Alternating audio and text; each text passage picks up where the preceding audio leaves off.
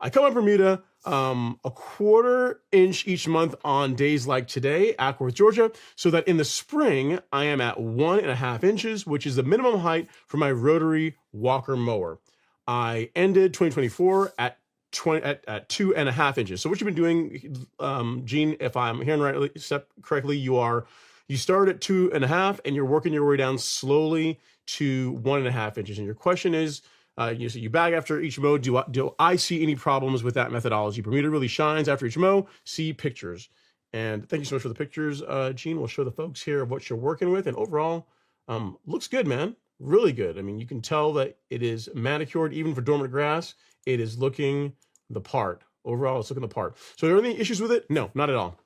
In many ways, you're just kind of saving yourself work for the for a bit later in the season. If where you want to start the season is at 1.5 inches, there's not going to be a problem with that at all. Remember, I keep my Bermuda lawn at I close it down at the end of the season at 3/4 of an inch, so 0.75 inches, and that's where it stays until really probably going to be till the end of this month, early February, when I'll drop it down to 5/8, and that's where it'll be for the first part of the season. So you being at 1.5 inches, no issues at all. You're saving yourself a lot of headache. And the thing is, if you're gonna be putting out pre-emergent soon, Gene, you didn't ask this, but I'll talk about it anyway, is that if you're gonna be putting out pre-emergent a little bit earlier, so like the month of February timeframe, which is what I really recommend, getting out a bit early, and you're planning to scalp, like getting all that done, getting some of that debris cleaned out a bit early is not going to hurt anything. It's going to allow that pre-emergent to get in the soil. It's going to help it work better. It's going to give you extended coverage. So overall, there's just tons of benefits to the approach you're taking. And, overall, I like it.